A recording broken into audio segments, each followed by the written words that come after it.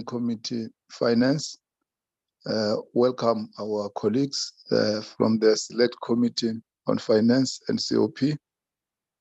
Welcome officials from National Treasury.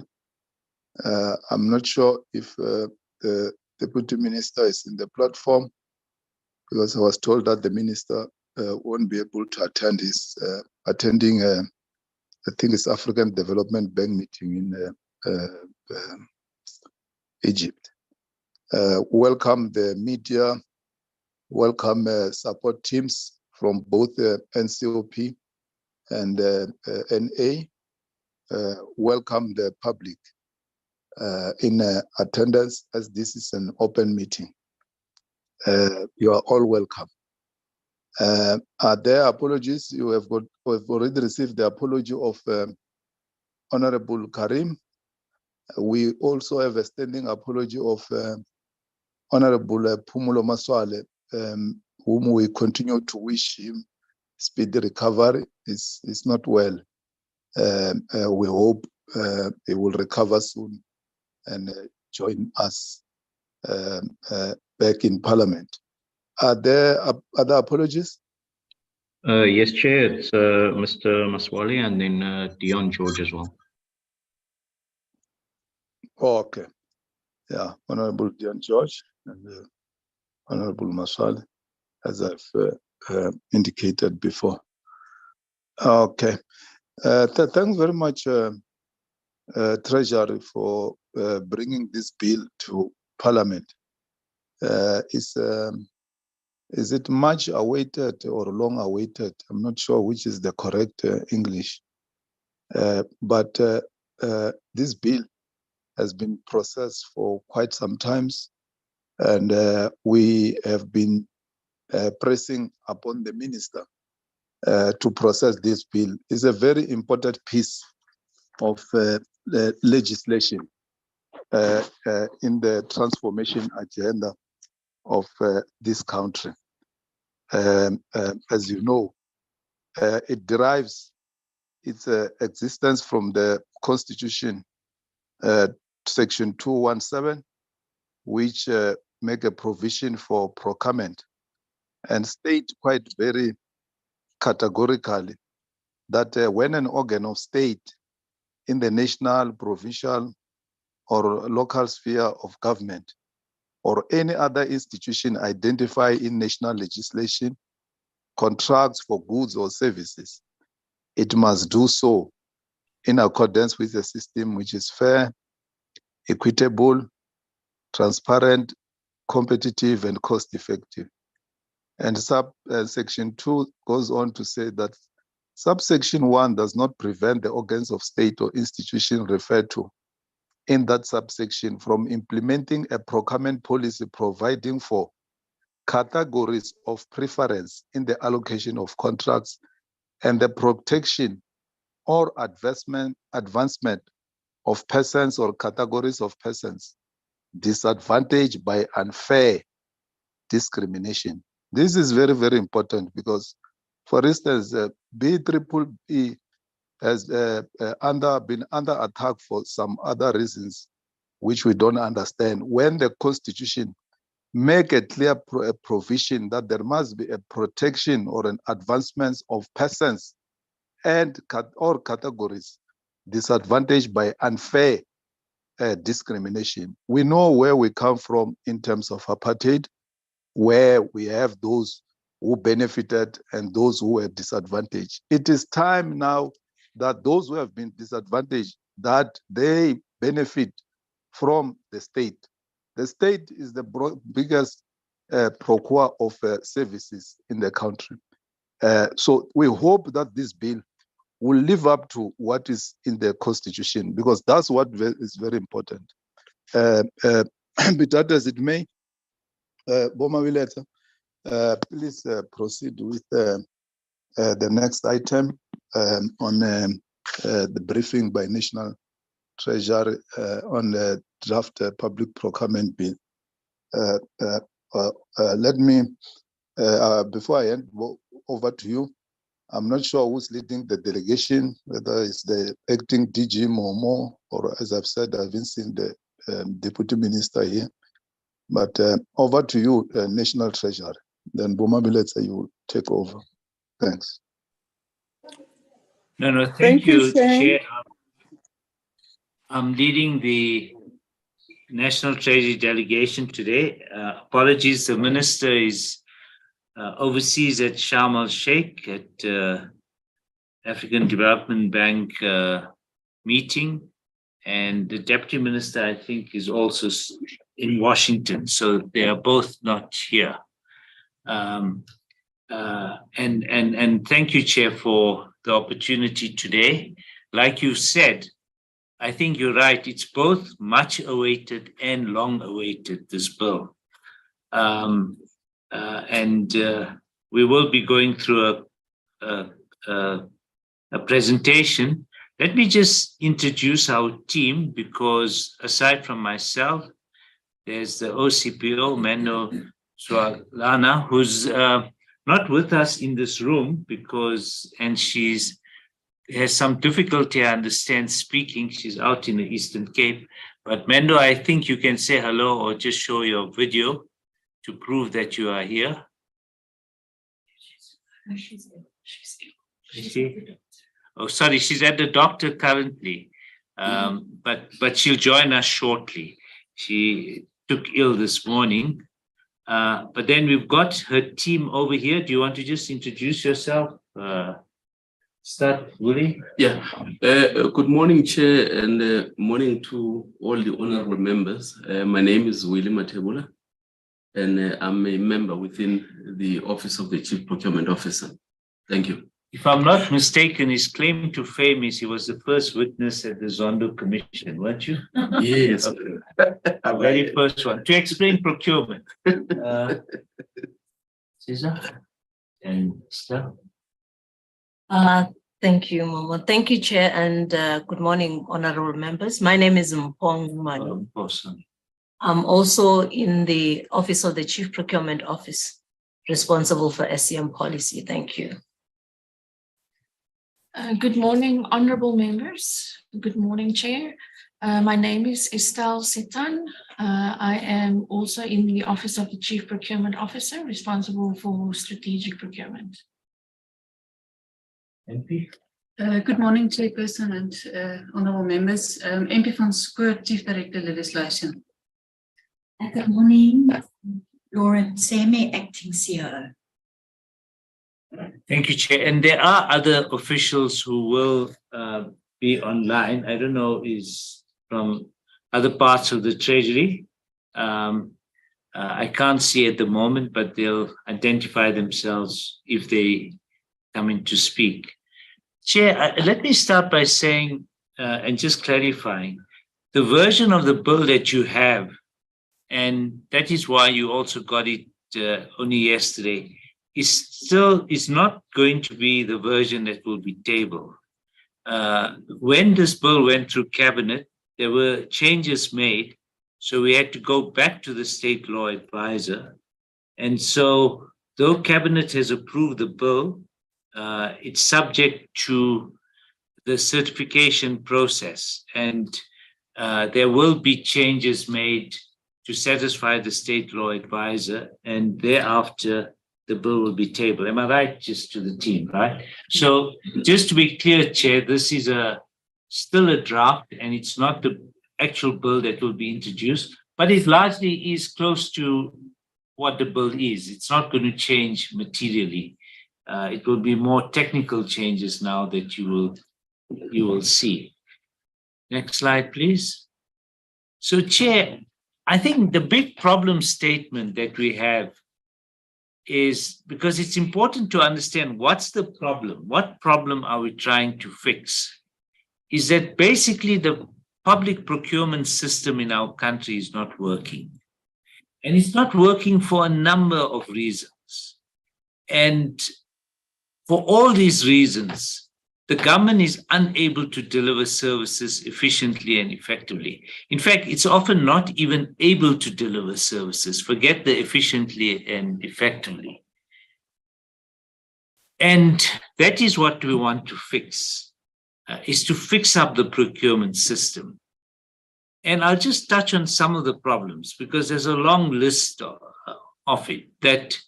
And I think that the recent Zondo Commission, or the Commission on State Capture, demonstrated how it's been abused. It's not just that it's in the past, unfortunately. I'm pretty sure that it's happening even as we speak, that it's been abused, it's opaque, and it's prone to massive corruption at the moment. Many goods and services are overpriced, often many times over the price available. If I go into a computer store, I can buy the laptop that I have probably at half or a third of the price from what we actually paid. That is just, I'm not talking about this particular laptop necessarily, but I'm saying just generally that's the problem, that we just pay far too much and we have scarce resources. So to pay 2 or 3 times the price is really making it impossible for the state to maximize its ability to deliver. Also, the system is complicated. By one study, not studies, just an assessment that was done, there could be, and I'm sure we'll disagree on the exact number, but over 70 steps for any simple procurement process. That if you can get any procurement process completed before 2 to 3 months, that is incredibly rapid. And it's subject to all sorts of legal action. I think, Chair, you talked about the unfairness. Well, if people feel it's unfair or they don't get the bid and it's opaque, you find that the process is subject to challenge. And it's like a monopoly board. Every time somebody challenges one part of it, we often have to go right back to the start of the process. Not always the case. I'm saying it's often the case. So it doesn't become a 3-month process. It can actually take years before you get a successful procurement. And that also applies in emergency situations, as we can see currently, that when the state wants to procure, we are subject to many legal actions, which we have to follow, and it may well mean that we don't actually get the emergency service that we need. We saw that with COVID. You can see it now with the electricity crisis that we have. So the approach that we have is that, operationally, the system is inefficient, non-compliance is the order of the day. And as people are confused, we have to talk to even our major state-owned entities who have highly paid procurement officials and who don't quite understand the system. By the way, I don't regard this as their failure. I regard that as our failure in the Treasury, that we are not making the system easy enough for even highly paid officials perhaps to feel confident that they understand it. So I'm harsh on ourselves. I think that the Treasury is responsible for the procurement framework, and we should have anticipated, even when many of us came into office after 1994, that if left to itself, spontaneous action, we shouldn't be surprised at the results that we've seen. So the system is too complex. It's too highly decentralized. There's nothing wrong with being decentralized, and I'm going to come to that point later. There's a time to be centralized, and there's times when it should be decentralized. But our system is too highly decentralized, and it's delegated to tens of thousands of divisions, field offices, schools, hospitals, hundreds of thousands of registered suppliers entering into over 2 million transactions annually. The system is also inflexible, incoherent, and too rigid. And as I've said, it hampers delivery.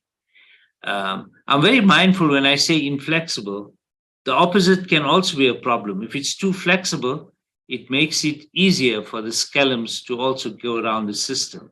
So the whole point around procurement is what's the correct balance? It's not that there's any one right answer, and I'll come to that. There's also a lack of capacity at both regulatory and operational levels. And the system is really overburdened, and it causes a mismatch between applying of the rules of procurement law and achieving government's commitment to RDP goals, our developmental objectives, social objectives, and so on. So one can have a long list. I thought I should just put this out there. Now, again, there's no one approach to solve these problems. And I don't even want to say these are principles yet, because I think we're trying to be clear. What are the principles that we want to deal with those?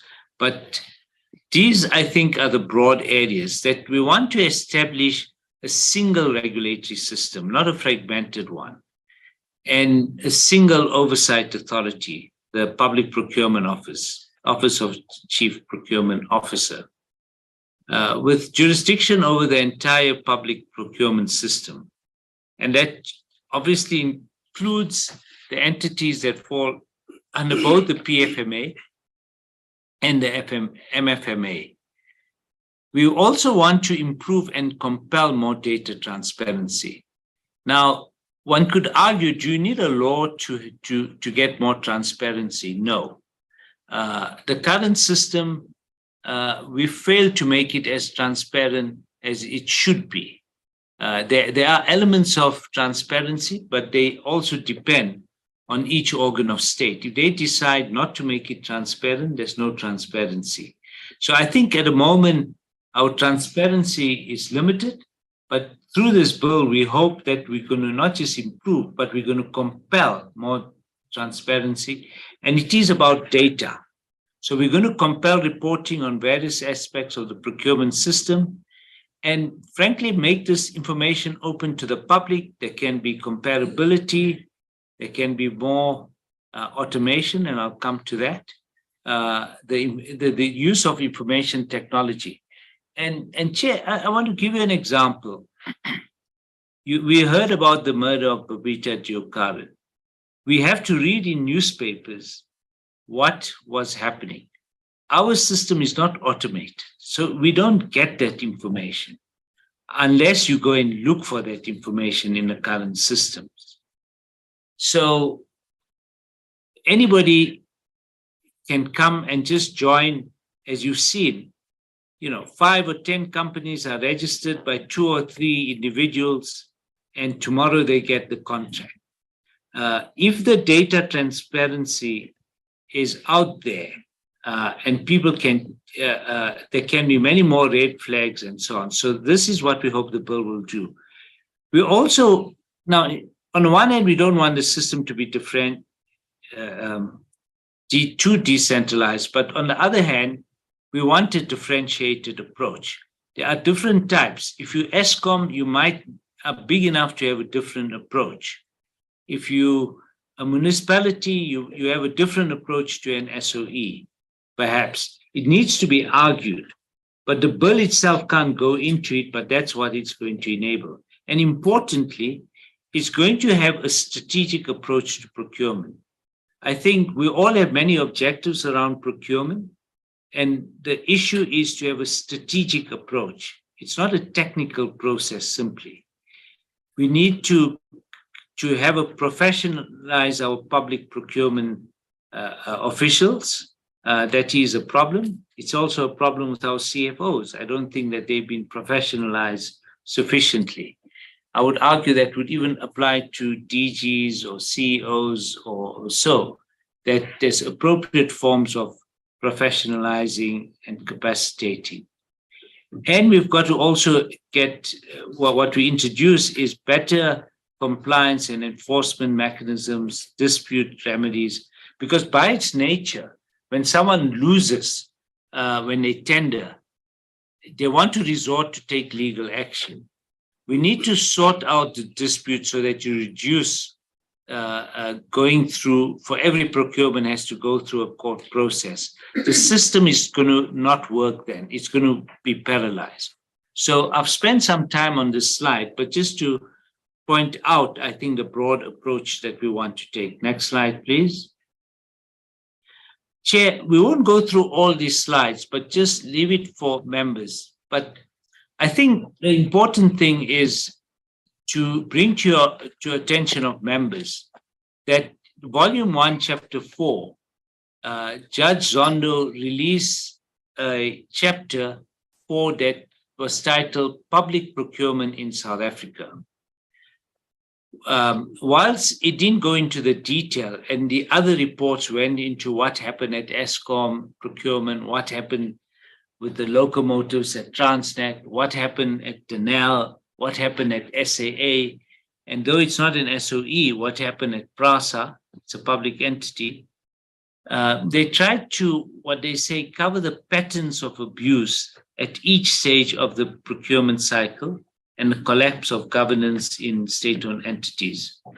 And I think, Chair, we shouldn't be surprised that anyone who wants to get money of the state, the biggest discretionary budget is your procurement, because once you deal with salaries and so on, those are contractual spending, and they tend not to be, it's not, if you're going to steal from the remuneration budget, by the end of the month, you'll have many public servants then who are unpaid coming out to Toito. So the discretionary budget are the procurement budgets, and the biggest of those are undoubtedly with Eskom, Transnet, and so on. Your national departments generally have very small procurement budgets, and generally it's also once-off when they are getting systems and so on at correctional services or so, that you might have a large national department budget.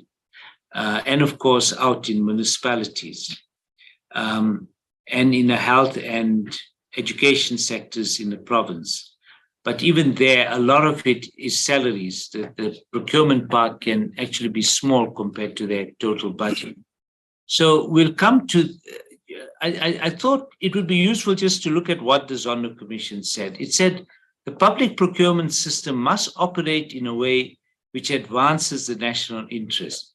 It must do so in accordance with the system which, in the words of Section 217 of the Constitution, and you're going to hear of Section 217 many times during these hearings, because that is the clause, as we all know, that says procurement must be fair, equitable, transparent, competitive, and cost-effective. It must also simultaneously address the exclusions and discrimination of the past.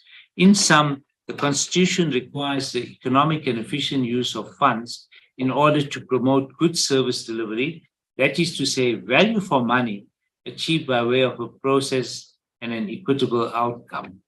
Sorry, I've missed a word there. And it points out that international experience, so it's not just a South Africa issue, suggests that of all government entities, public procurement is the most vulnerable to fraud and corruption anywhere in the world. Where you have a government and they have their procurement budgets, that's where there's a lot of lobby around. And the Commission makes the point, it will only be, the public procurement system will only be fit for purpose if it is founded on good governance and good management, enforced through effective monitoring and oversight measures which ensure accountability. Anything less renders the system open to abuse. Chair, and I think that's an important point. And when I say that we as Treasury, I do feel we should have done more to take stronger preventative action, because if you leave it to just spontaneous action, what you're going to find is that it will be abused. We actually need active measures to prevent abuse. We thought we did that through the PFMA by having internal controls, by having audit committees, by looking at the oversight system through Parliament and so on. But clearly that was not enough. And what the Zondo Commission refers to is the 10 principles outlined by the OECD in a 2009 report entitled Principles for Integrity in Procurement. Have I missed a word there? I can't read on this. Public procurement. And the Commission made 9 recommendations, which we'll touch on. It's they talk about a national charter against corruption, the establishment of an independent agency against corruption in public procurement, protection of whistleblowers, deferred prosecution agreements, enhancements of transparency, and protection of accounting officers and officials. I can't read the slide below. From criminal action and so on. We'll deal with those. Chair, let me say, and you can already see from what the Zondo Commission expects of us in response, that all of these issues can't be dealt with in a public procurement bill. Some of it will have to be dealt with, like if we deal with whistleblowers, by the Department of Justice and through our criminal justice system. We've not tried to do it in this bill because, most important, we don't think we as Treasury officials will be very good in trying to deal with issues that I think are better handled by the Department of Justice. But those are concomitant reforms that will have to come with this bill to make the entire system work properly. Next slide, please. So, Chair, I'm not going to go through these in as much detail, but the President and Cabinet responded to the Zondo Commission's recommendations on all their recommendations and on public procurement last year in October. And I think it understood that, as the Commission said, what the primary intention is of the Constitution for goods to be procured at least cost, but to also look at other strategic objectives like transformation that's been recognized. Of course, it's then left to it's then left to, if you look at point 3, it makes some of the other point that was recognized that the procurement system should also hopefully address or are considerations to take into account. Next slide, please. And I think it dealt with a lot of the issues that we've dealt with of decentralization, centralization, recognize we need a hybrid approach. It recognized the need for operational flexibility and so on. And the President made the point at the time that the reforms in public procurement legislation currently underway provide an opportunity to implement the Commission's recommendations. And so that makes us frightened as a National Treasury. We understand this is a huge responsibility that we have, given the recent history we've had around procurement. But we also recognize that the procurement bill, as I'm going to keep on saying, cannot address all these issues. Some of it will have to be done through the Department of Justice and the criminal justice system and so on. Next slide. So the National Treasury understands that we got to take forward what the President has tasked us to do in his response to the Zondo Commission, but also what the country expects. So the big project that we've taken on board, and which I'm hoping as we develop, we'll have a similar hearing, Chair, on how are we going to modernize the procurement system? How are we going to make it more agile? How are we going to make it cut the amount of time and bureaucracy that's involved so that it can deliver cleanly, but more speedily? And procurement is not something that's unique to South Africa. Every country does it. And the question is, how are we learning from best practices internationally? And we've taken the advice of the Zondo Commission. We're working on those OECD principles. And we're working closely with the World Bank and OECD, who have a lot of knowledge on procurement systems and have done work. And to some extent, we're also talking to the IMF, but mainly it's been the World Bank and the OECD, which have, we think, real expertise in this area. And we've accepted that we need to adopt a more strategic approach to public procurement. We're going to need more what's nowadays called e-procurement, automation, greater technology, and data. This is critical. And I think you saw it when we came on IFMS. We want to go into the iCloud system. And we really need to move away from the current systems that we have that don't give us red flags, that can't tell us what's happening at Tembisa Hospital, to a system like this. And we think, for example, IFMS certainly is one way to do it. But we do need to automate the system, whatever system that we use. So what we're doing currently, Chair and members, honorable members, is we're conducting a MAPS assessment. In fact, tomorrow we have a major workshop. MAPS stands for Methodology for Assessing Procurement Systems Assessment, which is a tool that's available, that belongs to the OECD. It's an international standard.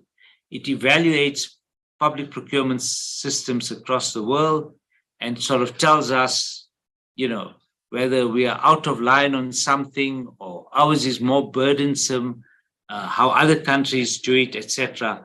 So I'm very excited about this project. I think this project will give us some answers, hopefully by the end of the year. It will take longer to do the entire country, but we think there will be sufficient work that's been done, hopefully in the next year, to guide us that as the public procurement bill comes in, and we are doing this in parallel, that a lot of the regulatory regulations and so on will take into account the work that we're doing through this assessment. So it will greatly assist, as we say, in drafting subordinate legislation and overcoming operational gaps and identifying how to improve management capacity and accountability and integrity. All nice things. The proof will be in the pudding, but that's what we're intending to do. So, Chair, that's been the more general slides. We're going to now come to the specific. Next slide. I've just put these slides on to reflect, and they're not our slides, they're slides from the World Bank. For example, just to give you a feel, I'm sure if Parliament were to ask them, they would be happy to come to Parliament and provide these. I would actually recommend that to Parliament.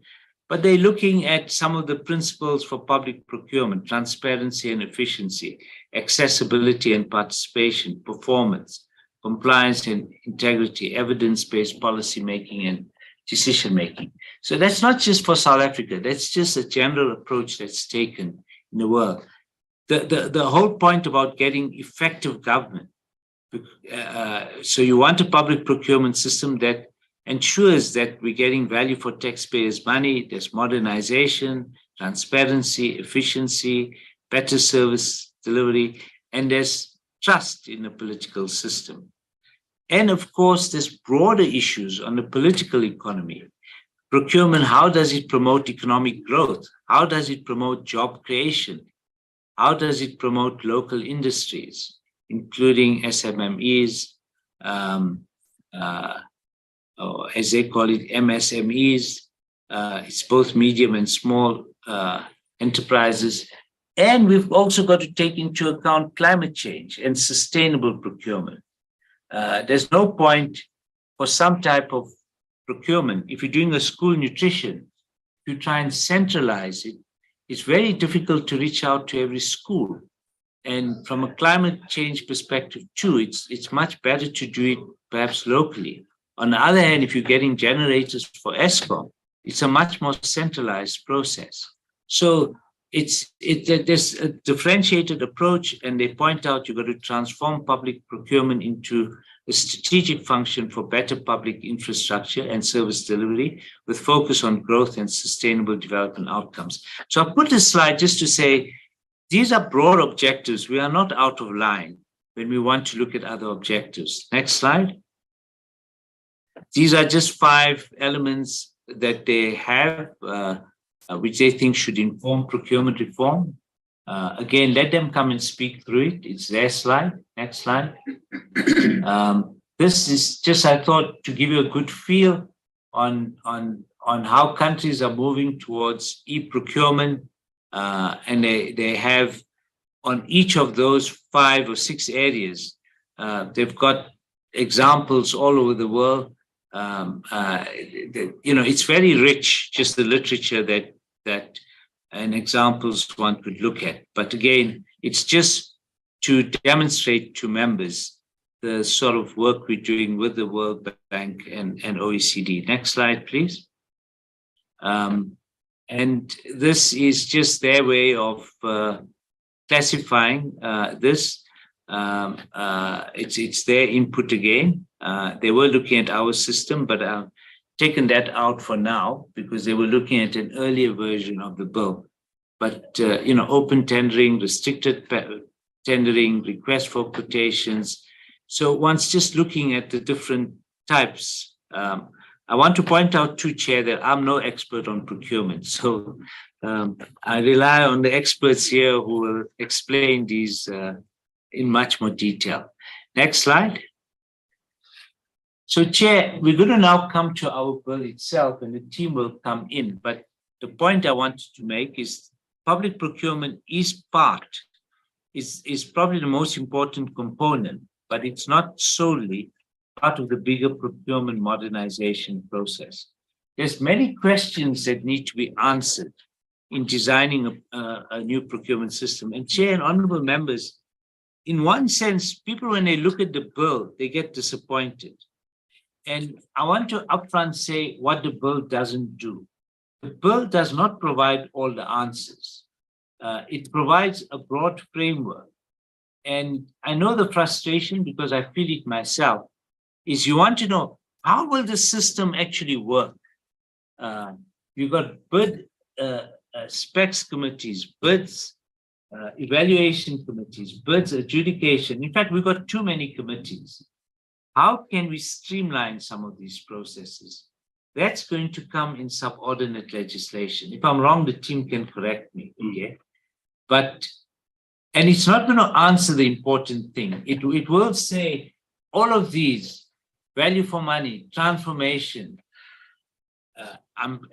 empowerment, localization, sustainability are all important objectives. But it's not going to say what weight should we put on those and how you're going to do it.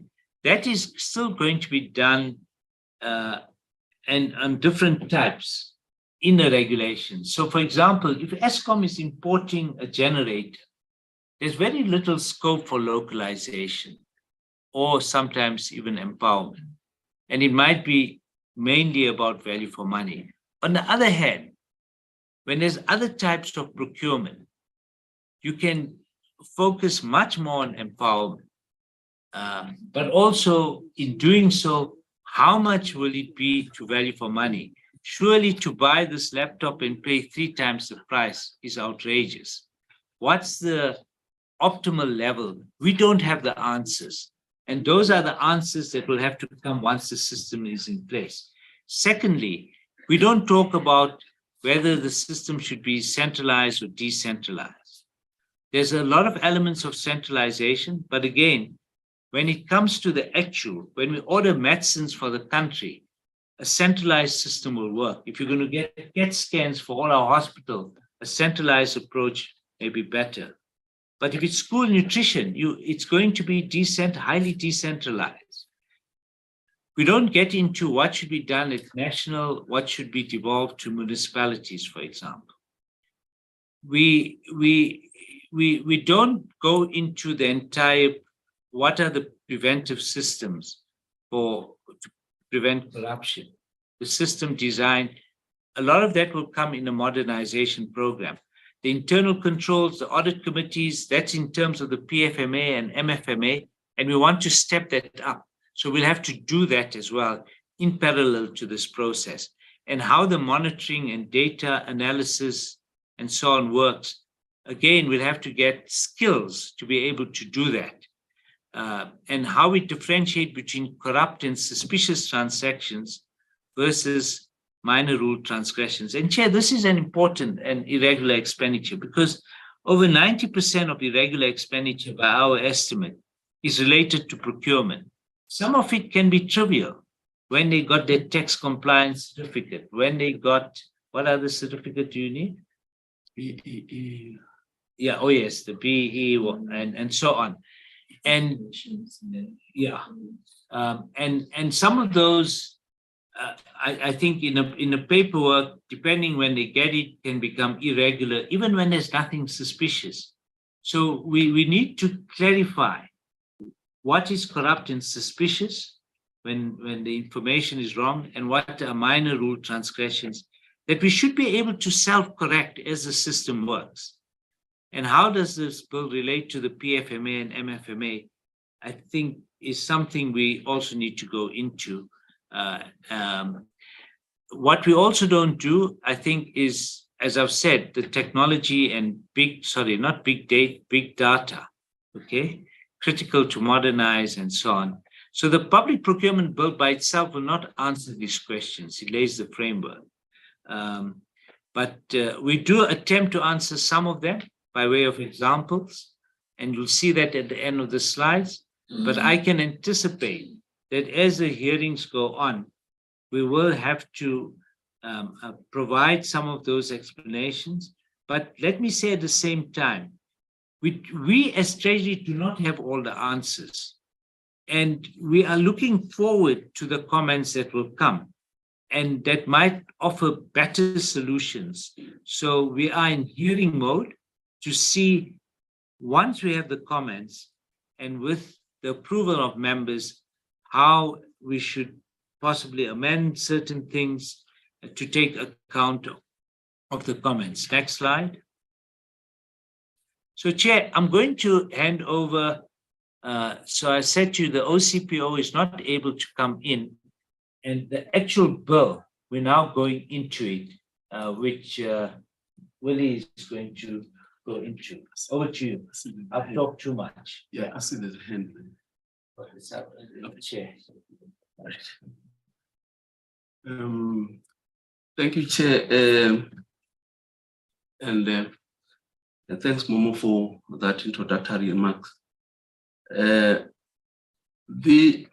actual purpose of the public procurement bill is to regulate public procurement in the country and also to prescribe a framework for preferential procurement, within which preferential procurement would be implemented. That's the purpose. Now, the background to the bill, of course, comes from Section 216 of the Constitution that requires the Treasury to have uniform norms and standards. And of course, Section 217, Chair, which you alluded to earlier on, and which Momo also spoke to earlier on. And also it takes from Section 195 of the Constitution, those kind of provisions in the Constitution, as you can see, a high standard of professional ethics, efficient and economic and effective use of resources, development-oriented kind of, government, as well as accountability and transparency. So you can move to the next one. This is just the process now that we've undertaken over the years to develop the bill, Chair. Cabinet directed the Treasury to modernize the public procurement system as far back as 2017. And there was work done, of course, conceptually, to come up with this bill. And of course, for discussion with stakeholders, And there were a number of engagements at national as well as provincial and local spheres of government, and then other professional bodies as well, such as auditing and accounting firms, just to get a sense of the architecture and the form that this bill should actually take. And in 2020, then the bill was submitted to Cabinet for seeking approval for publication to solicit, public comments, and that was in February, and that went on, and the period was extended, of course, to June 2020. And Chair must say, at least the comments received were in excess of 4,000 submissions that were received through that process of public comment. And out of the submissions, then the bill was revised as originally presented to Cabinet in February 2020, and to take account of all the comments that were made. And last year, of course, the bill was submitted for discussions at NEDLEC, and the task team at NEDLEC that was busy with this process, I'm not going to go into details, had at least 15 sittings from May 6 up to October last year. And then in addition, of course, there were several outside discussions held between social partners just to further align the bill on key issues that were raised during those engagements. And of course, the bill was focusing on thematic areas in accordance with the chapters of the bill. The bill has got about 7 chapters, Chair. And of course, the NEDLEC process was finalized in October last year. And then the bill was submitted to the Minister of Finance. Subsequent to that, the bill, of course, went to the state law advisors just to get a preliminary opinion so that it could be submitted to Cabinet for Cabinet consideration, and also the socio-economic impact assessment certificate, which was subject to the FOSAT consultation. And that particular engagement with FOSAT took place at least between 4 and 8 May this year. And as you would know, Chair, 2 weeks ago, on the 10th of this May, then the bill was approved by Cabinet to be tabled to Parliament. You can just move, just a process, Chair. I think the issues, I'm not going to dwell much on these because Momo already touched on some of these issues, but these are some of the issues that came from the Zondo Commission that we also had to take into account in drafting the bill, a number of them. Estelle, you can just move, it's quite a number of them. Then I'm just Chair, to get into how the structure of the bill is. As indicated, the bill has got 7 chapters. The first chapter, of course, deals with the definitions, objects, and also the application and administration of the Act. As you can see, that the object is actually taken from Section 216 of the Constitution, as well as Section 2171 of the Constitution. And of course, the framework within which the preferential procurement would be implemented, and that's one of the biggest issue, Chair, that you also alluded to earlier in your opening remarks. We'll talk when we get to that particular part of the bill. Then, Chapter 2 deals with the actual setup of the office, of the Public Procurement Office, how the office will operate, and the functions of provincial treasuries and the functions, of course, of other procuring institutions. I mean, those are outlined in Chapter 2 of the bill. Chapter 3 deals with integrity, debarment, and declaring of prohibited practices and so on. That's what Chapter 3 is all about, Chair. And I think the members would go through that and see. And then Chapter 4 is a chapter. Estelle, you can just move to Chapter 4. Does it move? It doesn't. Okay. Chapter 4, Chair, is a chapter that is informed by Section 2172 and 2173 of the Constitution. It's a preferential procurement chapter. And this chapter, of course, sets out the preferences, I mean, at least the framework within which the preferences in the allocation of contracts would be implemented. The protection and advancement of persons and categories of persons which were, of course, disadvantaged by unfair discrimination. That chapter also makes reference to the broad-based Black economic empowerment in terms of what procuring institutions as they set up their own procurement and policies.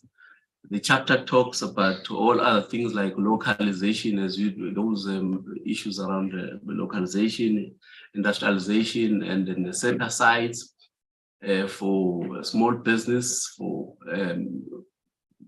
businesses in townships and underdeveloped areas, and Black people, women, youth, persons with disabilities.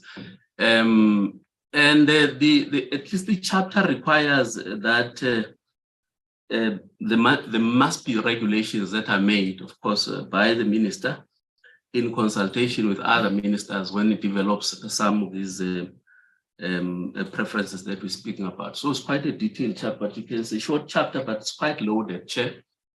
And then Chapter 5 deals with the procurement system itself. Momo spoke to it earlier on, and the methods which are related to the system itself. The chapter talks to the strategic sourcing. He spoke about the issue that procurement is not only an operational issue, but is more strategic, and that's what this chapter does. And the chapter as well makes a distinction between your normal goods and services, which are your pens and pencils, and from your infrastructure and capital assets, which has been a major issue in the country because people have always been critical of our system to say now our system is a one size fits all.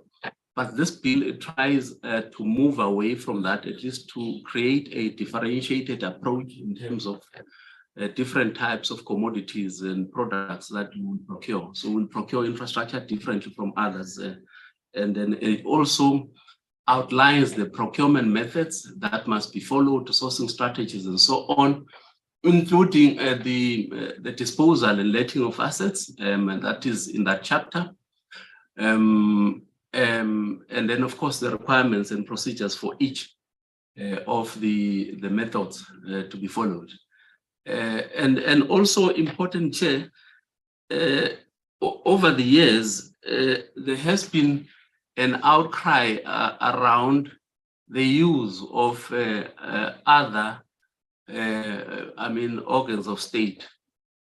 People have always been saying, but you've got CSIR, for instance, and you can't use CSIR because there's one size fits all, says you must go out on tender. But at least this bill now tries to make provision. We've made provision for government to government procurement, so acquire goods from other state entities without necessarily having to go through the painful process of a tender process. So that is also there.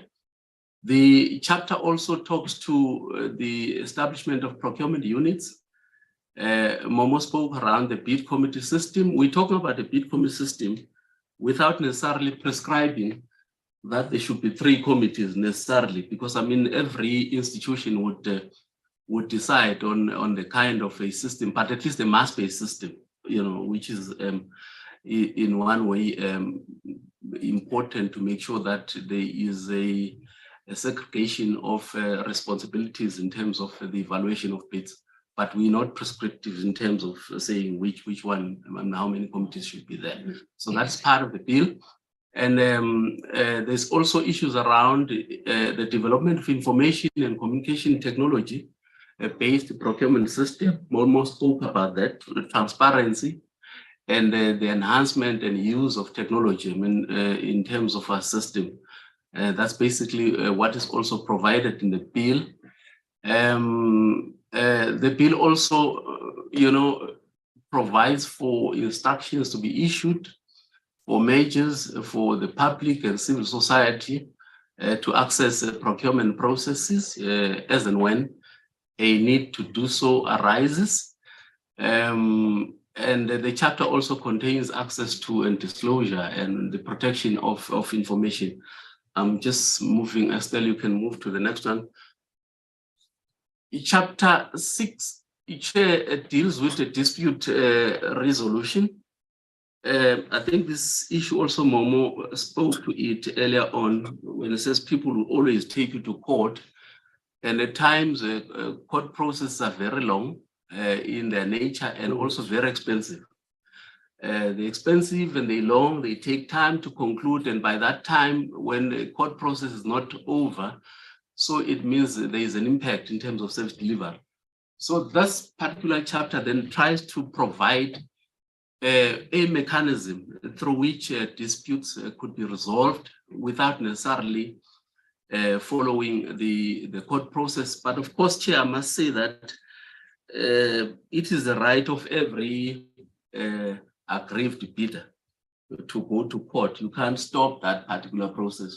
Bidders will always go to court as and when they need to, but at least the bill provides for the establishment of a tribunal, and then the rules of the tribunal and so on would in terms of reference would be developed by the tribunal, and also the time frames within which a tribunal should settle a matter once a matter is lodged with that tribunal, and also the composition of the tribunal itself. So that is also contained in chapter 6 of the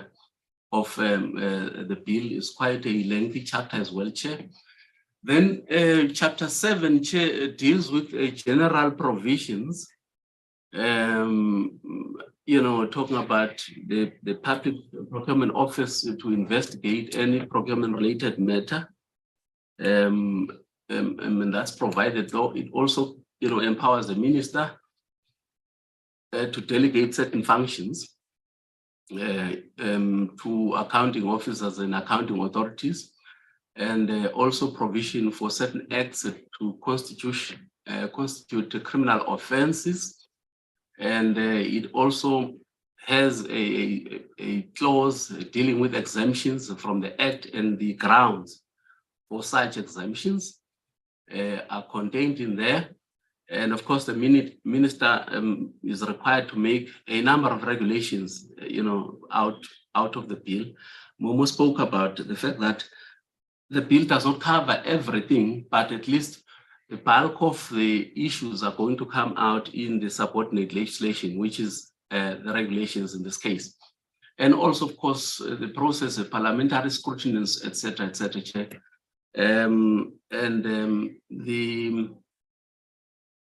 There is also a part that talks to the public consultation process of the draft regulations in this chapter.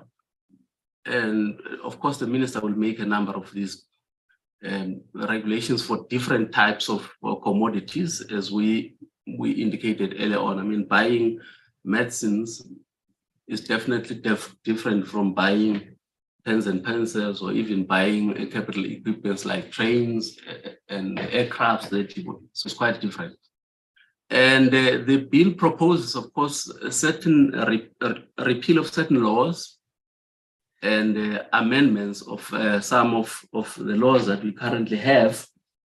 I know there's a total of almost about 30 pieces of legislation that have been identified for either amendment or repeal, because they also have something to do with procurement. That's basically what we said earlier on, that the bill is trying to have at least a uniform kind of a regulatory framework.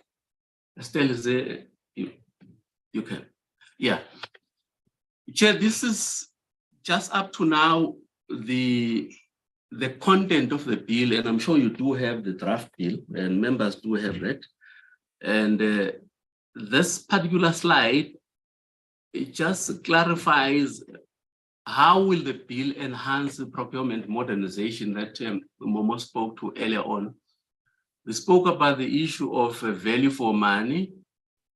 And of course, that would be part of that process. And that particular diagram there talks to the entire value chain. If you're starting from planning, implementation, and close out, and these are some of the processes that one would always find in your capital projects and infrastructure projects, of course.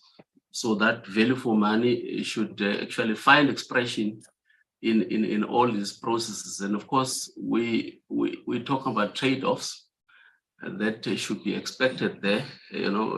Talk value for money, we've got other social economic objectives and other policy objectives of government. So there's the value for money should take into account that balance. So that's something new now that's coming into the bill. And of course, this is just a cycle, the value for money in the procurement cycle. It explains that particular cycle, the procurement cycle, where it starts, and mainly, the strategy and needs identification. It goes all the way right up to the feedback and evaluation, the finalization of that process. I'm not going to go into that cycle. So, but that's embedded now as part of the system in the bill. The bill also required procuring institutions to develop their own procurement policies, and of course, implement those within this framework. Also, the bill brings about the differentiated procurement systems, as indicated earlier on, that infrastructure would be different from your goods, normal goods and services, and disposal as well of and letting of assets would be handled differently. And that's something new that is brought about by the provisions in the bill. The flexibility that we spoke about of a one or more preference point system. As you know, Chair, that currently you have this two preference point systems in the PPPA, the 90-10 and the 80-20, and that's what you currently have. But this one brings about the possibility of a number of these preferential procurement systems. As you can see, we have 80-20, and currently the 80-20, the maximum premium payable by the state for the 80-20 preference system is 25%, Chair. So that's what government currently, has as a framework to say if you're procuring goods, below a threshold of 1 million, then you apply the 80-20 principle, and the maximum premium payable is 25%. The 90-10 maximum premium payable is 11.1%. And as you know, that this one is actually 1 million and above, that's a system. But what the bill brings about now, the bill brings about, those different thresholds. And of course, I think the premium, depending, you look at 70-30 or your 50-50, the price premium payable by the state for a particular tender, if I may bring it back to a tender, of course, there's a premium payable, but this is now brought about the provisions in the bill. The procuring institutions will have in their own procurement policy, would have to decide which ones of these they take into account. The one other area, Chair, which has been a contention as well for quite some time, the issue around set-asides. I've spoken to the set-asides in Chapter 4 of the bill, where we could set aside certain procurements for localization for Black people, women, youth, and people with disabilities co-ops and also, as you indicate, goods that are produced and services in the Republic. That's to promote, at least, and support your localization, industrialization. The transformation is also part of that, as indicated in Chapter 4, beneficiation, industrialization, and innovation. All these principles and concepts are now covered, as part of what we have in the bill in Chapter 4 and in other parts, in other chapters of the bill. So these are something that's new that we have in the bill now, which we've been, grappling with, of electricity, of bulk water infrastructure. All these things should be procured differently from the one size fits all that we've always encountered and experienced over the years in terms of our current regulatory framework. Then the next slide also, the procurement methods. These are some of the sourcing strategies, if we call them, different procurement methods which are provided for in at least in Chapter 5 of the bill. You've got all these types of procurement methods that we're now introducing as part of our regulatory framework. I'm not going to go through them one by one, but they are there. You can go. Now, the one other issue that we've spoken to earlier on is around the institutionalization of the strategic procurement in terms of our own procurement, as opposed to what you have now. That's what's going to, it's new to go. This slide just, indicate the traditional or the current method that we're using. So our focus mainly now is more on compliance, as you can see. Once there is a tender out, we simply go into the bidding process, as you can see, and yet we leave out the value right from the beginning right up to the end. So the bill now brings about the entire value chain as the strategic approach in this, the pre-procurement process, which talks about planning and so on. And of course, negotiations, the bidding process and negotiations and so on, So these are some of the principles and concepts that are introduced in the bill. Estelle, you can move to the next one. Chair, this slide is just an illustration of what we spoke about earlier on, that not all goods are the same. For instance, you've got that 4-quadrant picture there, as you can see, and each one of them, you've got the leverage products, which you can simply reduce to tendering and reduce costs. And of course, drive volumes there. And then you've got your routine goods and services there. You also have your bottleneck products where you don't have a lot of suppliers, but at least in the process, you need to develop some suppliers and of course, strategic suppliers. So when we speak about that strategic procurement, so every good and service that should be procured by state would be plugged in terms of that diagram, the 4 quadrants that we have as part of the strategic sourcing strategies. In conclusion, Chair, the procurement bill is just part of a broader procurement modernization process. I think, of course, but more has to be done. It lays the framework. As Momo indicated, I don't have to go back there because I think he's covered that issue very well in the beginning. And of course, we are now where we are after a number of years, and we welcome deep consultation, because at the end of the day, this bill should reflect the views and aspirations of all South Africans. So we welcome criticism and then inputs were important, and we are in your hand, Chair. Thank you very much. Thank you, Chair. We are done. We've spoken far too long, but thank you for your indulgence. But over to you.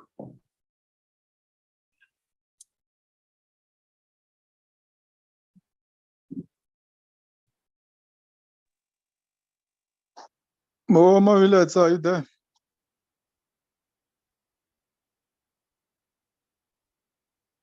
Okay. Chair. Yes, I'm here, Chair. Over to you. We are finished, Chair. Okay. I was checking if Honorable Mawiletsa is still in the platform. It doesn't look like she's here. Okay. Let me take honorable members who like to make inputs. I'm now back. You are back. Can you check. can you take over? Okay, yes. Thank you, Chair. Recognize the hands which are being raised by members. Okay. Thank you, Momo. And can we now hands question from honorable members who would like to have seeking clarity question or just a comment? I can see we'll start by Honorable Shivambu and Dennis Ryder and who's that one? De Villiers, Honorable De Villiers and Honorable Detroit in that order. Thank you. No, thank you very much, Chair. I just quick observations. I think this is possibly one of the worst presentations that had ever to be made in a committee of parliament. First, the acting DG of National Treasury speaks for about 43 minutes and saying nothing. And in the process, it punctuates whatever by saying that I'm not an expert in procurement. We do not know what we are busy presenting. We don't have all the questions.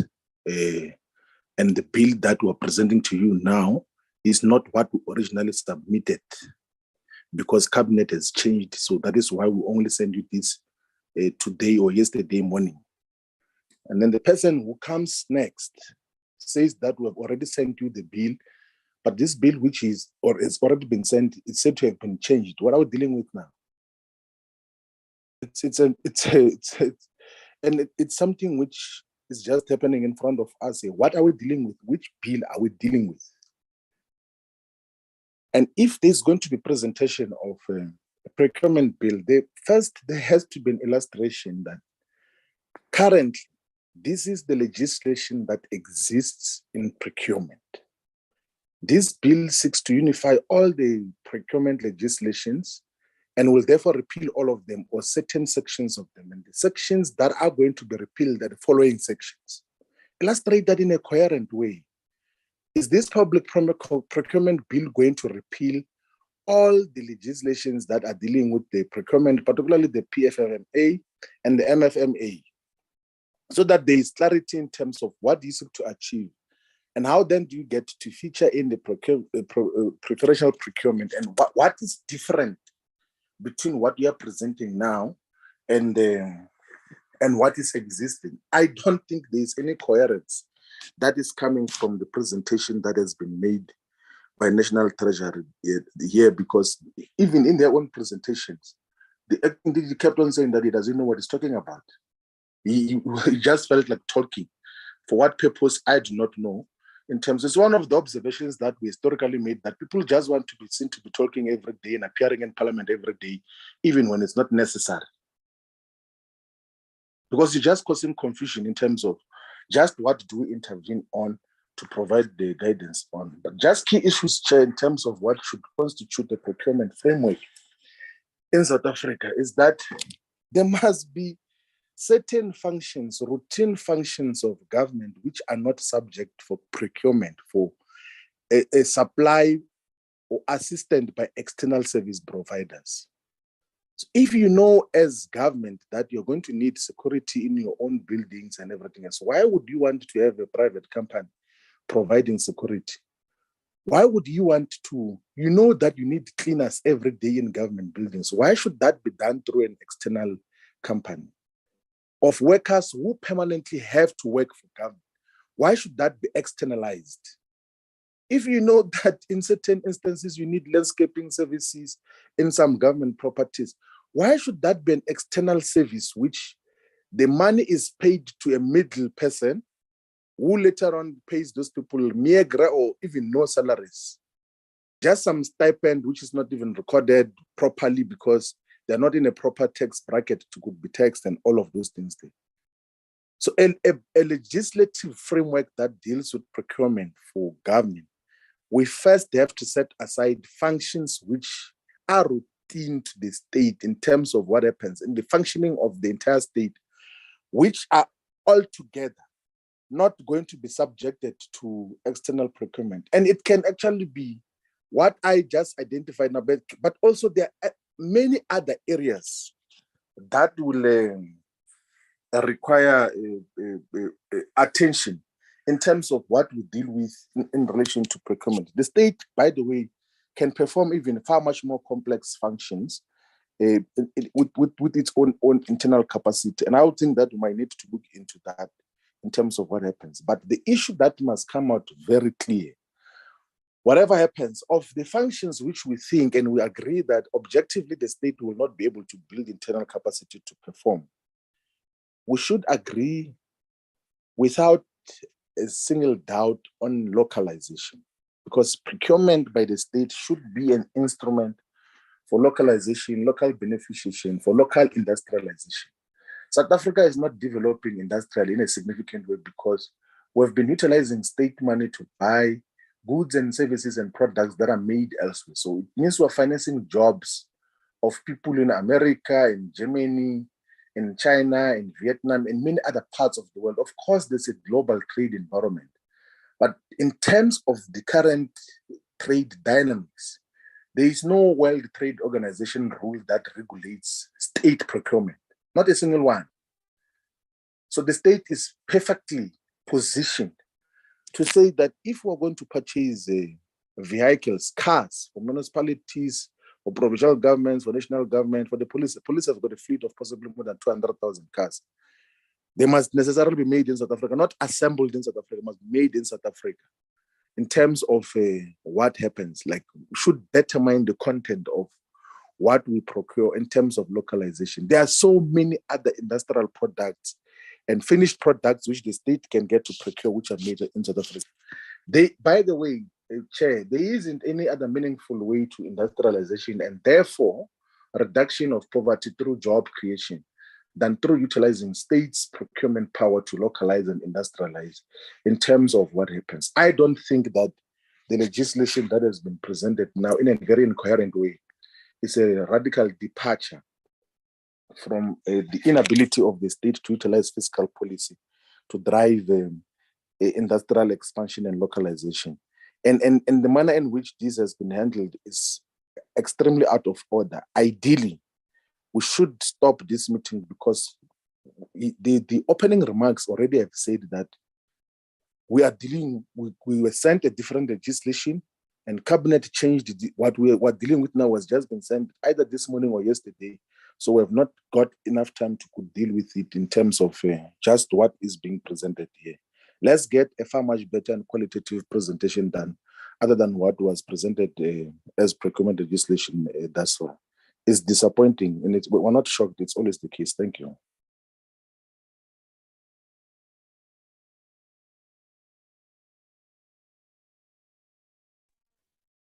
Thank you very much, Chairperson. I'm going to turn my video off because I keep getting messages that my bandwidth is low. So, yeah, I think that if Mr. Shivambu thinks this was the worst presentation to Parliament, he should watch the recording of last week's Joint Standing Committee on Defence. But that's on a lighter note. By contrast, this was a sparkling presentation. But yes, I do agree with him, and to say that this appears to be premature. This presentation, two slides, 15 and 16, referred to the fact that detailed the processes of finalizing the bill before it came to Parliament, and then we get told it's not been finalized. So I wonder if that's normal. I don't think it is to bring a kind of a draft, half-baked bill to Parliament. I'm not sure if that's normal at all. Anyway, it's here, so we have an opportunity to comment, and let's move on with that.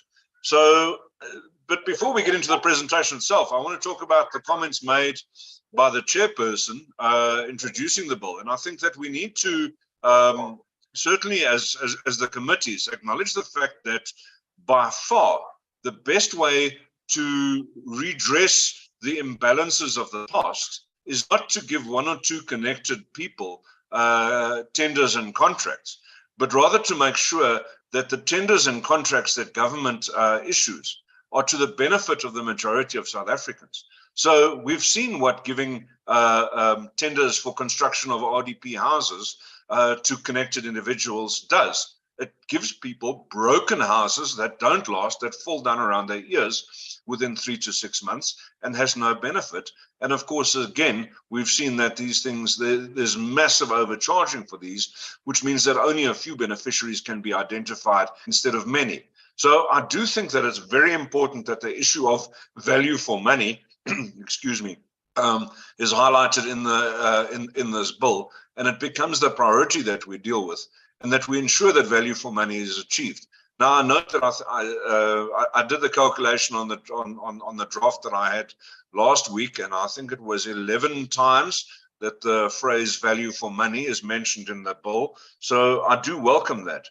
But I also want to ask a little bit about the prohibitive processes that have made it so difficult for many people, and certainly entry-level people, to get into doing business with the state. Now, the barriers to entry have been substantial in the past, and therefore tendering has been left to a very select group of people who seem to get tenders for everything, and we find that the expert in sports clothing in Vereniging suddenly becomes an expert in road building as well, and construction. So the issue is that the real road construction experts are kept out because of the prohibitive processes. And I'm not merely talking about racial requirements or things like that. I'm also talking about the volumes of paperwork, the ability to get that paperwork to the right person on the right desk at the right time. Often that causes brown envelopes to be delivered, etc., etc. So if we can get rid of those prohibitive processes, that's only going to benefit the people of South Africa. And we need to remember that the majority of South Africans are the people that this bill is supposed to be protecting. So we can't design a bill to advantage a few like we've had in the past. We've learned that lesson. It's failed. We need to reinvent this. And then I want to talk a little bit about the issues about value for money and how to evaluate that. And to be honest, Mr. Mamania, the issues around cost consultants and cost consultancies are not new. And yet, there's certainly no need these days to go to great expense to go and hire, take on cost consultancies, etc. The fourth industrial revolution is upon us, and I mean, as soon as we can start accessing information from across the internet, life becomes so much more simple in terms of evaluating transactions against one another.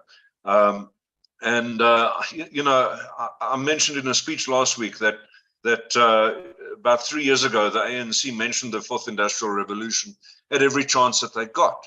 Well, they've stopped doing that as the electricity ministers have pushed us back towards the conditions that surrounded the first industrial revolution. But let's try and find our way into the third. And start doing internet searches and start using the resources available to us to start checking value for money, because really I think that it is something that we really need to get a handle on. Of course, as well, then the ability to bundle transactions together and get bulk discounts.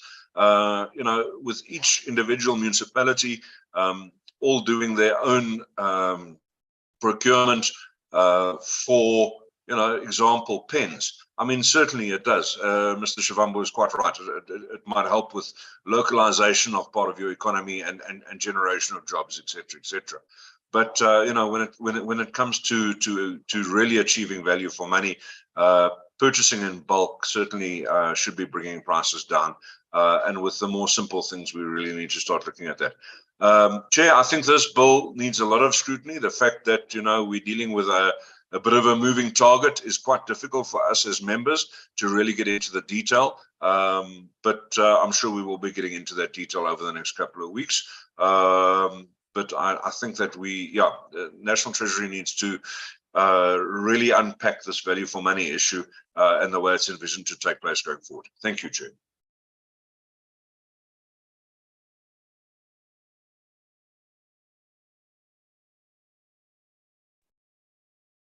Honorable de Villiers. Thank you, Chair. Thank you very much. And good morning, colleagues, and good morning to the officials. I will just switch on my video to prove that I exist, but I will put it down for bandwidth purposes. Chairperson and colleagues, I think the bill, although it seems a little bit premature that we are dealing with it in the committee, has at the core of it the right idea, and obviously I think the reason for doing it against the background of the Zondo Commission and how the state procurement system has been abused is obviously quite easy to understand. As a positive, I really think that the single regulatory system or the public procurement office that is envisioned in this bill could potentially create more data transparency and ensure enhanced compliance. And I would hope that would translate into, firstly, making sure that people who have abused the procurement system in the past are identified and blacklisted, and that the Know Your Client or KYC processes of government are improved to such an extent that a person who has been identified as being part of tender fraud or abuse of the procurement system can be identified even though he's using trusts or companies to hide his identity as a beneficiary or a shareholder of a director. And that transparency, which I assume this public procurement office is driving at, this data transparency, will make sure that these individuals are kept out of future procurement. But Chair, it is just as important to me that the other side, the officials, typically your supply chain management officials, your municipal managers, the people who are actually in charge of making these decisions and who often influence these procurement processes or abuse them, that they are also subject to the same type of transparency and systems, that it does not happen that an official can abuse a supply chain management process, get caught, and then just be moved to another municipality or to another sphere of government without actually having his offense hung around his career and being kept from using taxpayer money or abusing taxpayer money ever again. And I mean, just making sure that officials get regular lifestyle audits and that they have to declare all of their interests is some of the simpler ways to make sure that officials are also kept in line and accountable for the way in which they use the procurement system. And then, Chair, at the risk of doubling up on what my colleague, Honourable Ryder, has just said, at the end of the day, if any citizen of South Africa, doesn't matter where they live or who they are, if they have access to working service delivery, if the road they drive on works, if the school they go to functions, and if the hospital works, if the street lights are working, if they are getting the best service delivery, so value for money as it is being stated in the document, if they're getting value for money, if the taxpayers' money is being used to the best effect to always make sure that the service provider that can take that tax money that the taxpayers are paying and use it to give the best and service or product that the taxpayer money can buy, then surely that is the most effective way to do empowerment. That is the most effective way to get transformation in society, because somebody who has access to a functioning hospital, a functioning school, a functioning road infrastructure, water, electricity, that person has the best chance to develop their own talents and actually partake in the economy and empower and take part in empowering themselves. So in my mind, the preferential procurement and the set-asides and all of these rules that are being given or proposed in this document is quite frankly unnecessary, because the only two factors that will create transformation in society when it comes to the public procurement system is when taxpayer money, when procurement is done to such an effect that the best services for the least amount of money by the service provider that can achieve that service or product the best is achieved. And I don't think there's anybody on this call or anywhere that doesn't understand that the moment you give municipalities or any local or any government sphere in their procurement process the opportunity to tinker with the rules of procurement in any other way, whether it be cloaked as transformation or local content or whatever other reason you're trying to think up for it. When you do that, you're opening the door for manipulation of the procurement process. It is irrefutable, and you're actually creating a system where you can legalize and legally through the procurement system create tender specifications that will be so defined that only a certain pre-selected service provider qualifies for that tender, which basically comes down to manipulation of the procurement process. So in my mind, Chair, there's only one way to make sure that you get transformation in society, that you get good value for money through the procurement system, and that's when taxpayer money is used to the absolute, is used to deliver the best value for money service that money can buy. Thank you, Chair. That's my submission.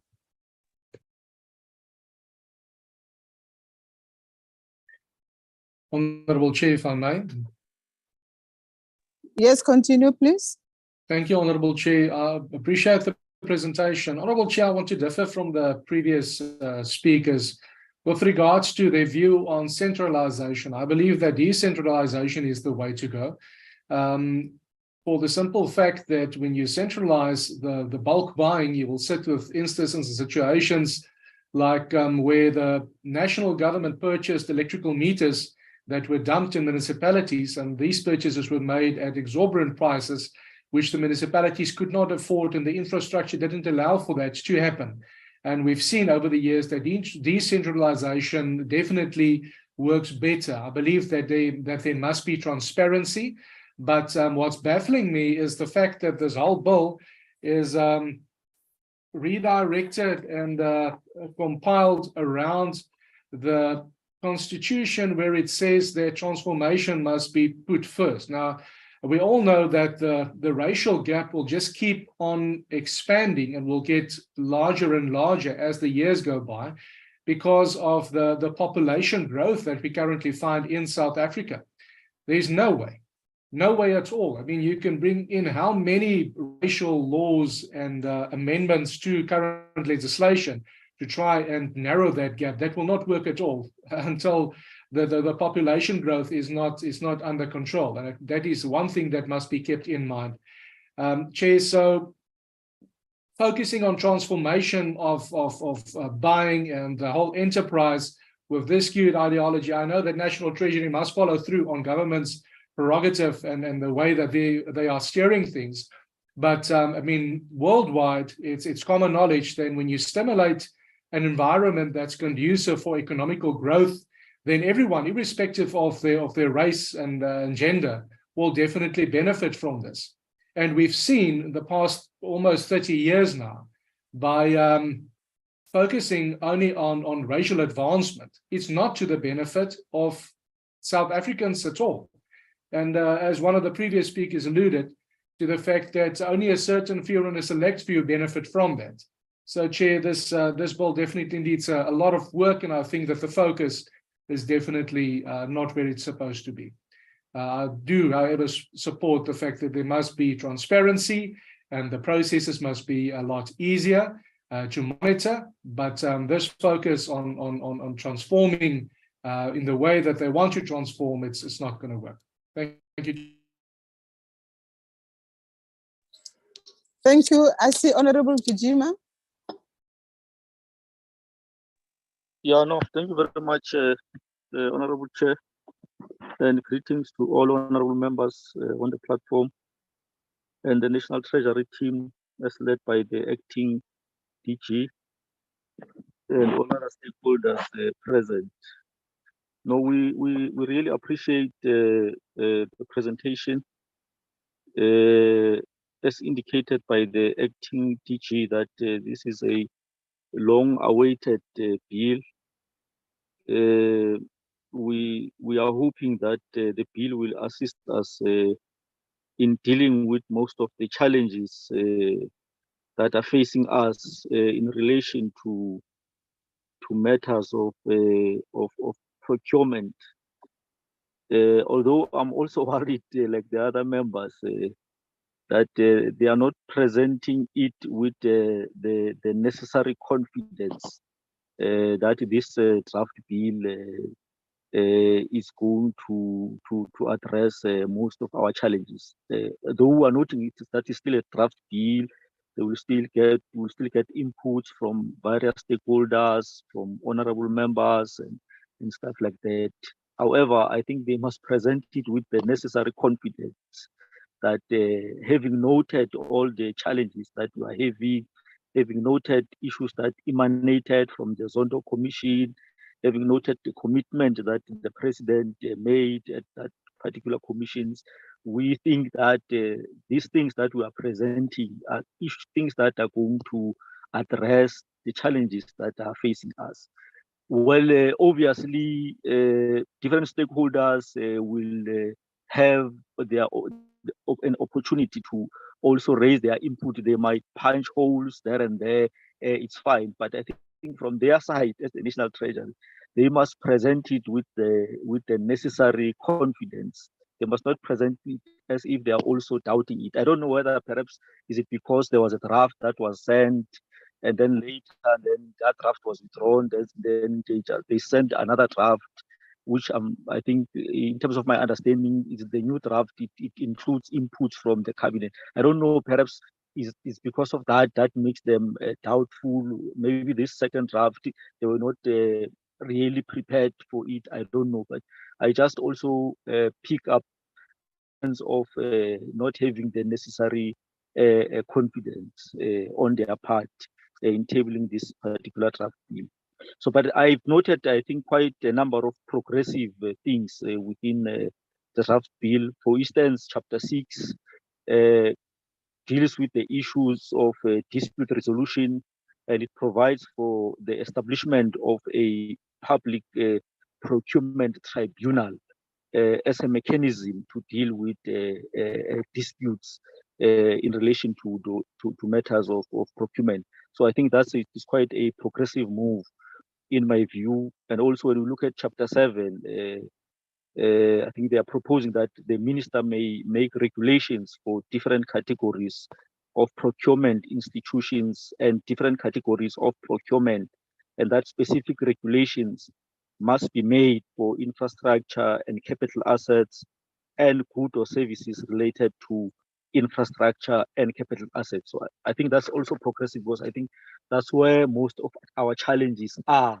on capital assets and on infrastructure related projects. So I think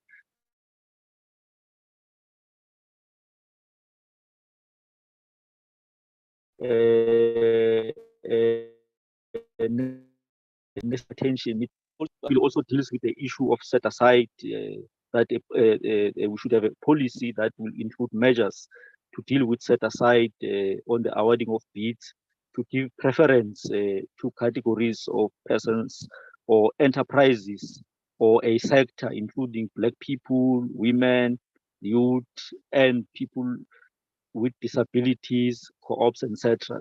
So I think that's also a progressive move, I think, to deal with the issue of set aside. So having said that, just one question. Are they expecting us, I think, as these joint committees to then take the process to the next level, having made this presentation, or are they still going to come back again with a more refined?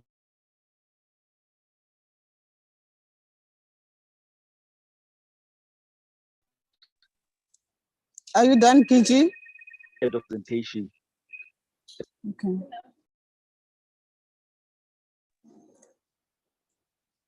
Honorable members, I think I also have a question like honorable, the one that they said.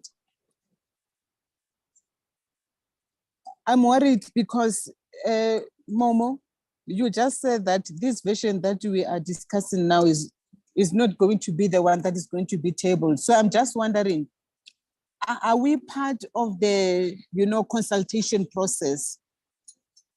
Are we going to have the last clean version that has all the inputs that is going to be brought here so that we can discuss it?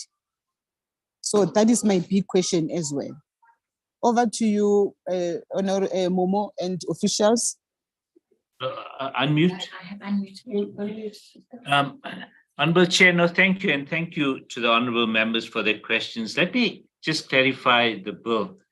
Chair, we were asked to make an informal presentation. I don't know, the choice was for the committee to wait for the final bill, which will be tabled as soon as the state law advisor gives us the go-ahead. So it would be, MP, what do you say, another 2 weeks or so?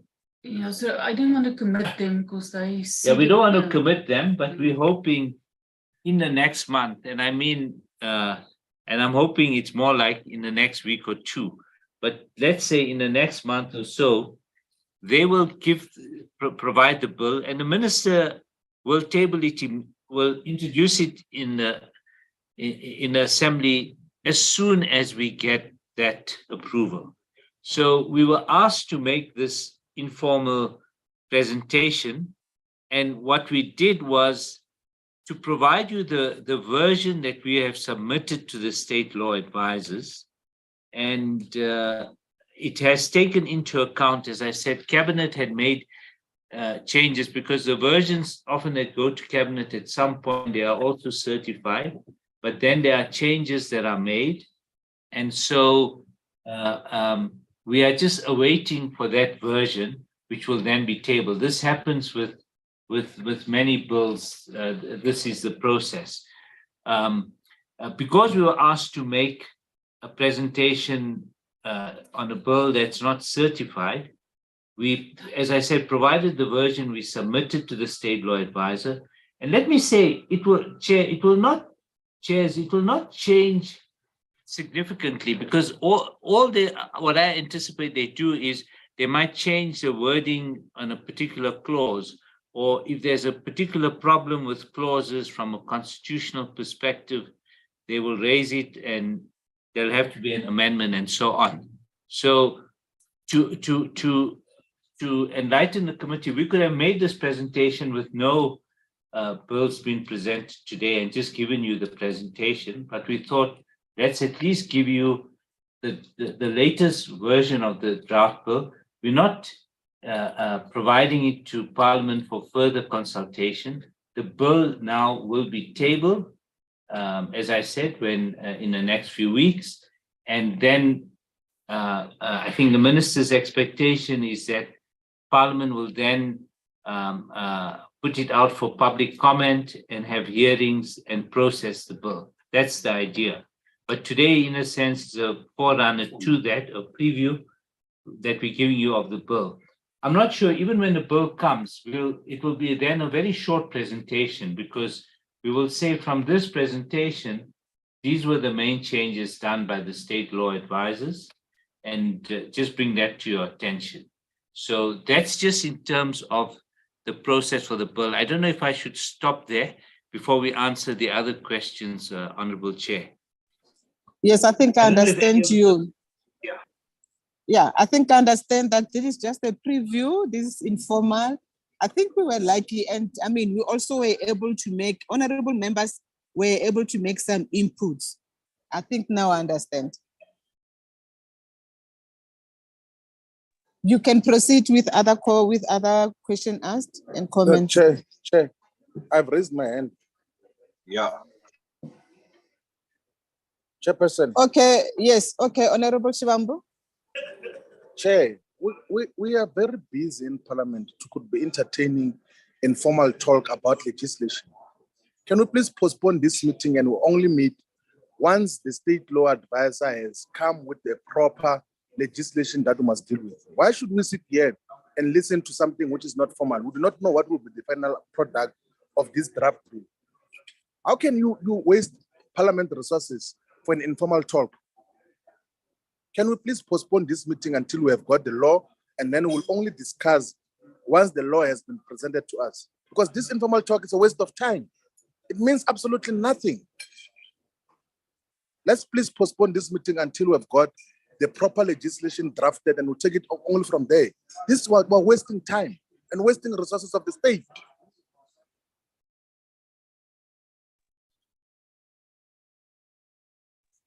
Honorable members, comment. Chairperson, my hand is also up, and yeah, if I may go ahead. Yes, please go ahead. Yeah, so I do think the fact that the minister is not here to present a bill is problematic to start with. Normally you want the executive to give their motivation and to give their details. And I think perhaps again, as we get into some of the political space, once, or as usual, when the minister is not here, it places some of the officials in a difficult position, and of course, means that there are going to be some questions posed that are not answered. Second to that, Chairperson, I also want to just ask, Mr. Mamania just said we were asked to present this bill, or to have this informal discussion ahead of the drafting of the bill. Chair, it's not normal. It's not normal process that we spitball before a bill. That happens in the corridors. When a bill gets brought to the committee, it's the final bill. This is not a normal process. I want to know who asked for this to be presented at this stage. Who asked for this informal discussion? Because that's going to tell us, what the motivation is.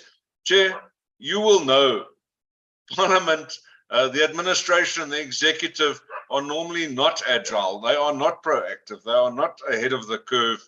They're normally far behind the curve. So one must ask the question, when you start seeing people pushing something, you must ask why.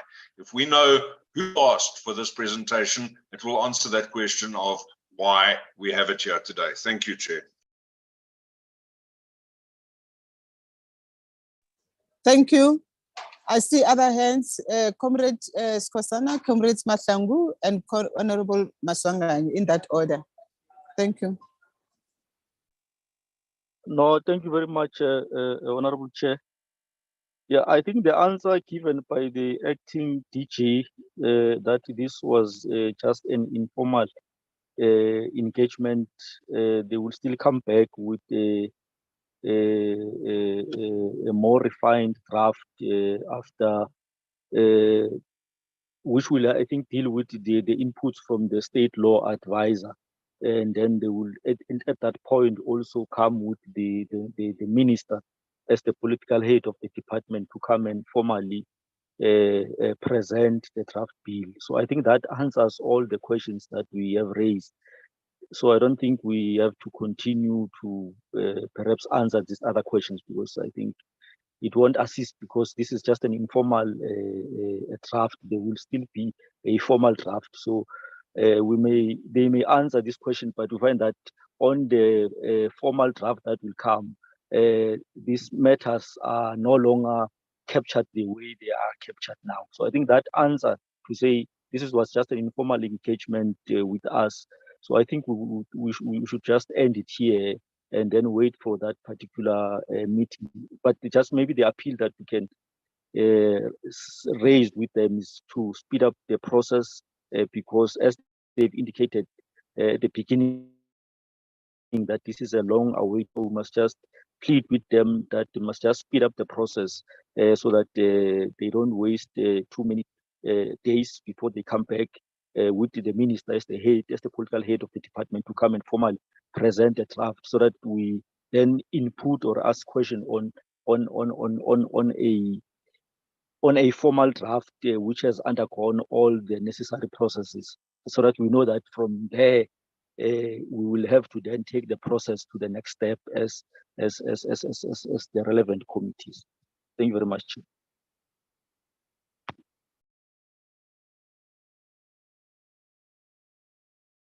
Honorable Mahlangu.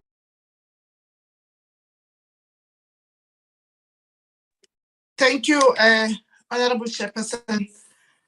Good morning, honorable members. Chairperson, as and when I'm listening to the presentation and inputs from members, I'm asking myself, are we taken serious by Treasury? Because the acting DG is saying this is an informal discussion, which means to me, the interpretation that I got is like we have the luxury of time and we don't really have the luxury of time to can have a time set aside to deal with the informal presentation. But also, Momonya, I think your presentation and your utterances are sending some signals. Were you forced to come or pressured to come and make a presentation to us for the sake of it? Or maybe they, like other members have asked, who requested this informal meeting? Because as members, we were not informed that we were coming to an informal meeting. We thought we were coming to a meeting where you are prepared and processed this bill and ready to present to Parliament. And the last thing that I want to indicate is, does this mean that there's a political discourse or a crack between the administration and the political head? Because from your utterances, what I can sense is that you are disowning the minister. And hence I'm agreeing with the members who have spoken before me to say, let the minister or the deputy minister, the ministry, come with you when they come for presentation so that they can answer these questions and clarify us and make us feel comfortable to can freely engage with this bill. It's not really going to help just because we are just talking for the sake of talking, and we are not. We're still going to prepare and come back. So there's a lot in the statements that you have made, Team Treasury, which is very uncomfortable for us.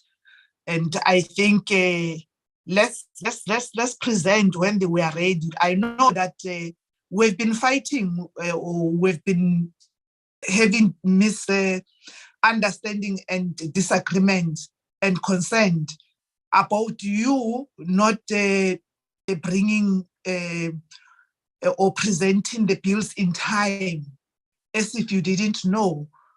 And today you are confirming something to say you are here for an informal, like when we raise concerns, you will say, no, we did have an informal session. I think we can't afford to have informal sessions going forward.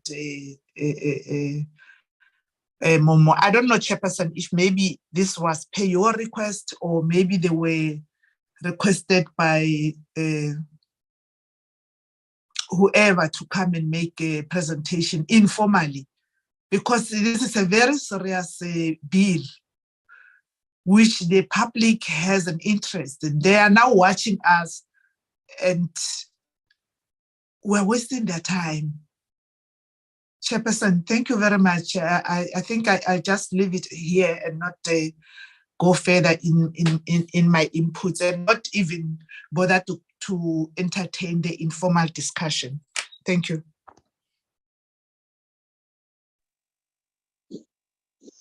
Thank you, Chairperson.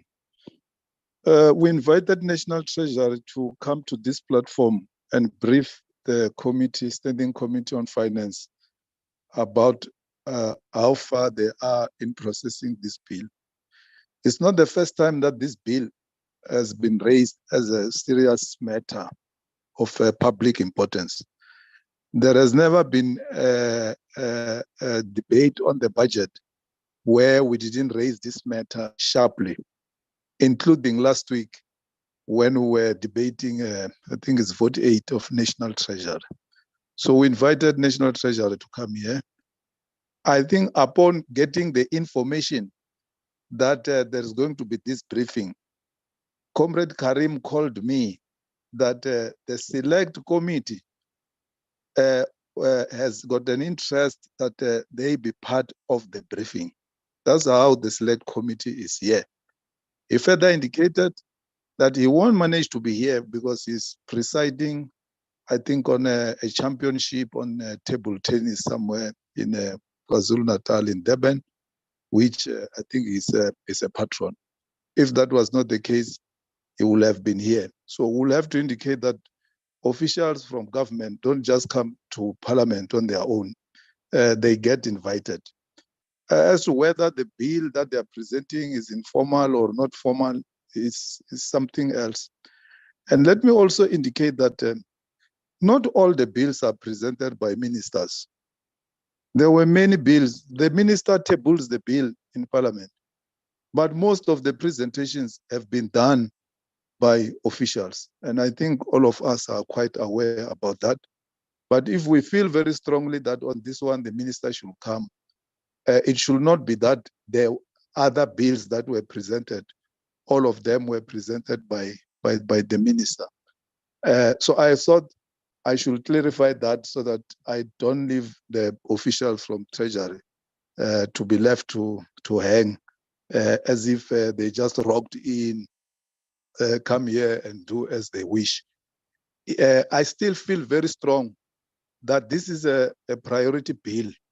And the sooner they come back with the signed off or the certificated bill, the better, because we still need this bill and process it before Parliament rises for elections next year, Chairperson.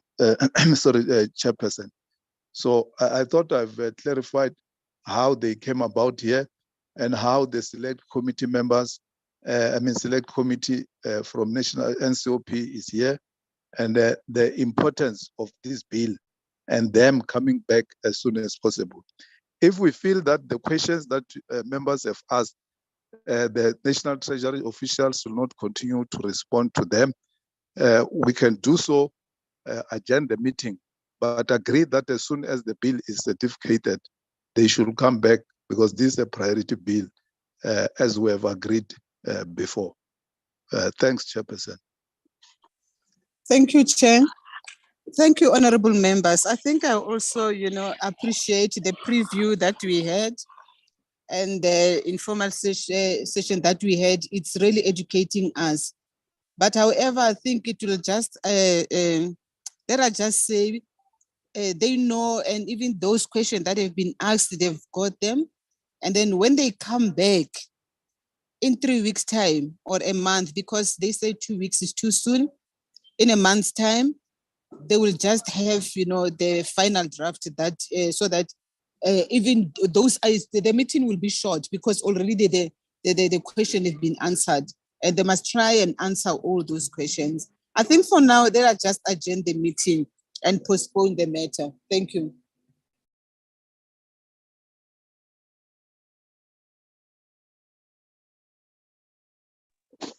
Malubongwe. And Thank you, Chair.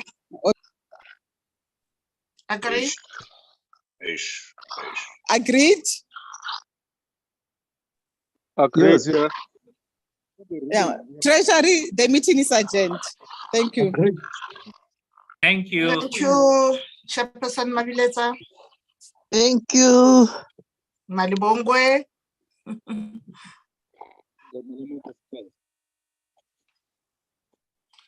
What's that?